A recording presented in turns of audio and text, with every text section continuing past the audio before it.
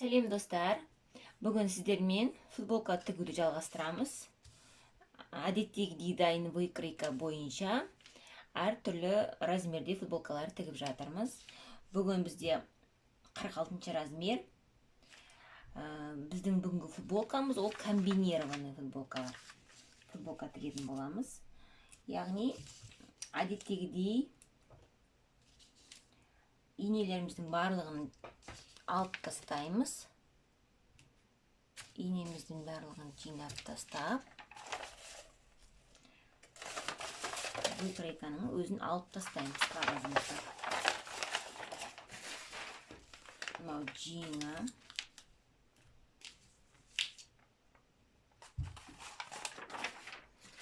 Енді қараңыздар. Бұл бізде комбинированный футболка болады. Өздеріңіз байқағандай, үстіңгі деталі қара түсті, асты сұр түсті болады. Бұны тігіс барысында көре жатасыздар. Мынау жиыны, шетіне обработканы қара түспен жасаймыз. Ал енді кеттік. Енді детальдарымызды жинастырамыз. Мына үстіңгі детальмен, үстіңгі детальдің жаңағы басқа түстегі планкасын, яғни үстіңгі жағын, осыны астыңғы детальға тігіп аламыз. Екеуін біреу қылдырып жасап аламыз. Екеуін бір-біріне тігеміз осылай. Үш жағынан тігеміз. Осылайны. Екеуін бір деталь қылып жасап аламыз. Сонда үсті мен астын қоса салғанға бізге оңай болады. Просто ғана инемен қадайсыздар. Және машинкамен жүргізіп шығамыз.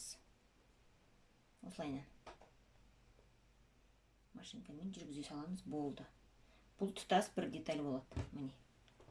Бұл тұтас деталь, яғни бұл алдыңғы жағы.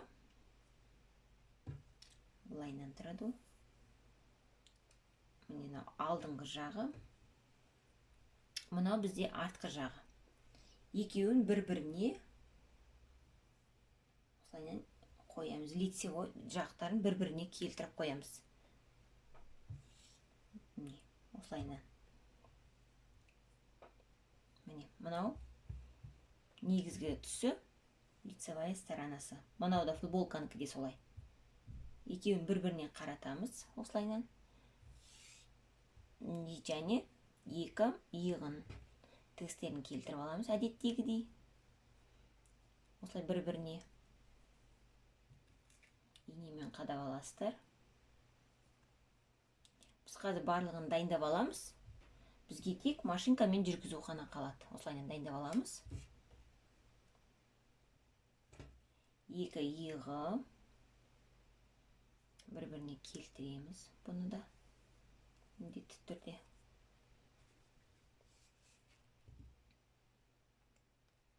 Осылай.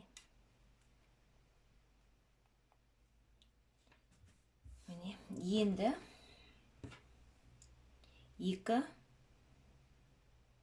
жаны, яғни екі боковой жағы. Осы екеуін де келтіресіздер.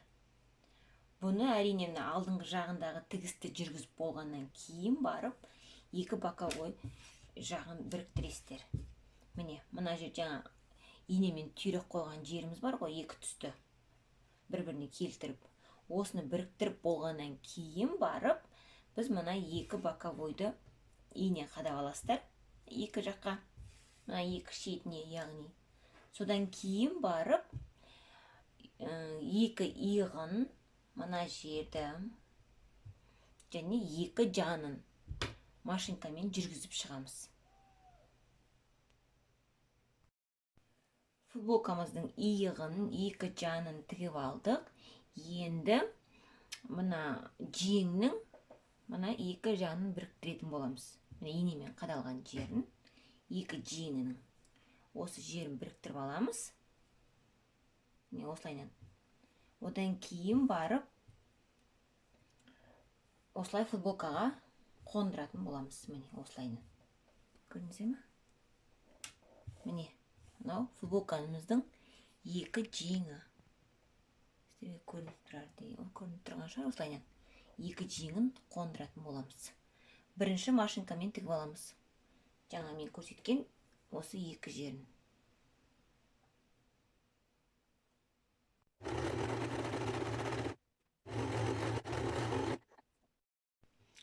Жеңді осылай инемен қадап алдық, екі жағын.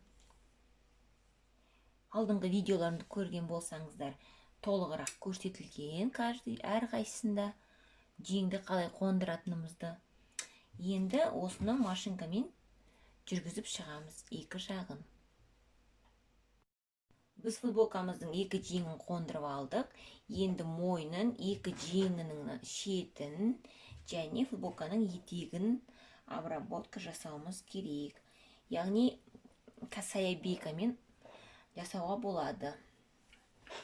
Не болмаса, осылай өздеріңіз қалаған негізгі матадан, не болмаса мынандай қосымша матадан таңдасаңыздар болады. Мен косая бейканы қолдан жасап алдым. Яғни қара матадан. Ол үшін 5 сантиметр енін аласыз. Соны ортасынан бүктеп, осылай үтікпен жүргізіп аласыздар жақсылап. Осылайынан бүктеп, өздеріңізге керек ұзындықты аласыздар. Жеңіне, мойнына, етегіне жететіндей. Содан кейін жаңағындай үтікпен ортасынан үтіктеп аласыздар.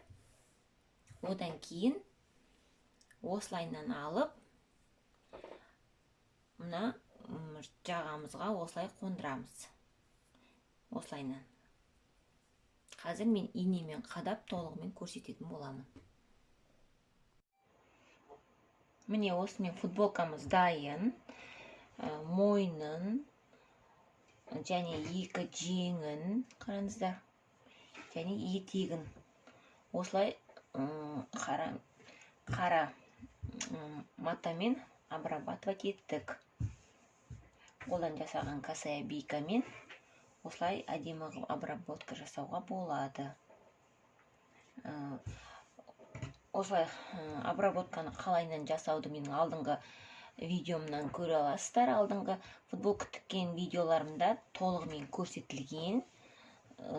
Сондықтан осылай оңай тәсілмен үй жағдайында осылай комбинированный футболка тігіп алсаңыздар болады. Менің каналыма тіркелуді ұмытпаңыздар. Назарларыңызға рахмет.